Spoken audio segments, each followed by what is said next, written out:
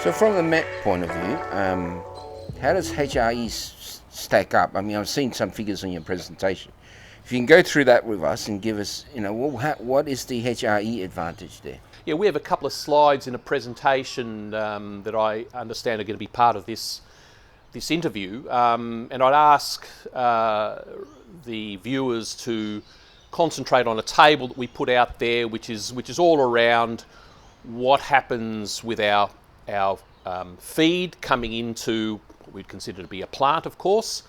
You see a feed grade, you then see an upgrade on the feed, and that's because we've been able to identify that our rare earths at Caolinia are primarily hosted in the sub 25 micron fraction, so in quite fine silt to clay sized material. Okay, so that was the first thing that we did in the latter part of 2022. We already had the advantage coming to market with a modest resource, but as important as the resource was, it was actually being able to access material straight out of the ground in reasonable quantities to start a metallurgical program from day one, which is what we did.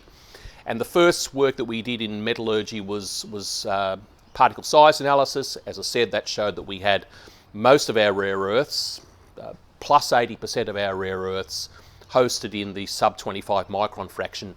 And in being able to isolate that material, we found that we could get a twofold grade increase, which is a good place to start. We'd like that to be even higher.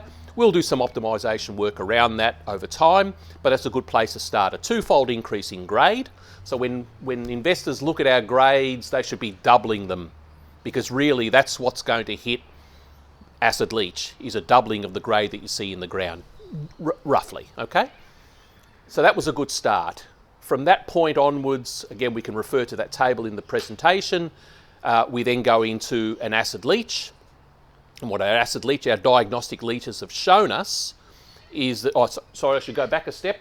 Not only do we double the grade in our sizing, but we achieve that with around 43% of the ore feed. Okay, so that means that 60% of the material in the ground never reaches the plant, so that our reagent costs downstream are going to be lower because you're not treating as much material. So that was also a key finding. Once that material, that sized material, that sub 25 micron material hits acid leach, and for us it's all around hydrochloric acid. We've tested other reagents. They do not extract the rare earths as well as hydrochloric acid does. We weren't surprised by that, because a little bit of test work that was done when the company was private had already demonstrated that hydrochloric acid had really, really good leach characteristics for our material. We found then that an average of around, again, in excess of 80% of our magnet rare earths, that's neodymium, praseodymium, terbium, dysprosium, the stuff that you get paid for, everything else you don't get paid for, came through into solution. So that's really strong. We're trying to maximise the amount of rare earths coming through the process to maximise our revenues. Okay, so keep those revenues nice and high. And in addition to the 80+% coming through into solution, we consumed an average of 18 kilograms of hydrochloric acid per tonne of fines material. A very low number.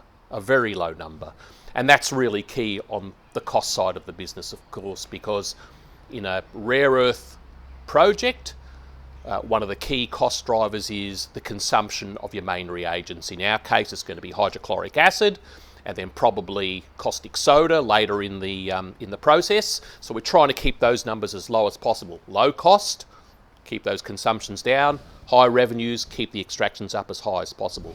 So we're not going to muck around and go back to other reagents that might be lower cost than hydrochloric acid when we're not achieving as high extractions. Okay, so that's going to be a balancing act, but we've already made the call internally. Hydrochloric acid is where we're going to continue to develop our process, and we think that's going to deliver the best revenues possible for our particular project. So we're now at that point where we've demonstrated that that particular leach is best for us.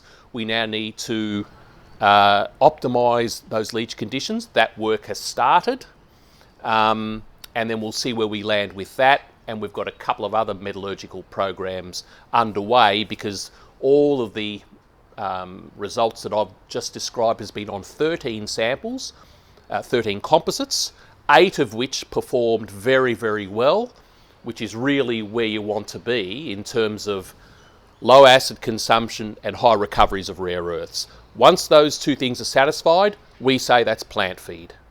And all other material, one or the other, if only one or the other of those is going to be in the zone that we want it, that's not plant feed material, because we're either going to be consuming too much acid or seeing too low a recovery.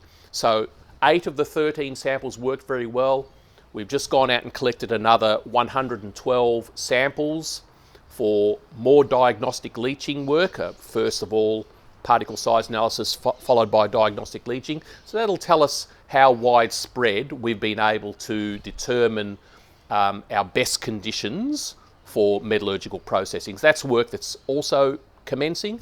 And then the third thing that we're doing is we are looking at producing mixed rare earth carbonate samples from our material sitting in the ground, from some of these samples that have worked very, very well in that table.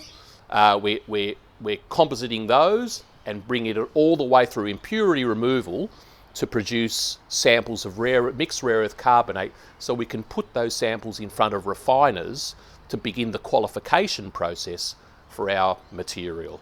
So that's also happening at the same time as those other 2 metallurgical work streams, so that we can begin to demonstrate to the market we can actually produce something from the material that's sitting in the ground. The only question that will remain is, can you do it economically, which is really all around those other 2 work streams. You know, how much more can we optimise the leach process and our sizing, and secondly, how widespread in our mineralisation, in our deposit, have we got the right sorts of conditions. So that's a process that we're going through at the moment.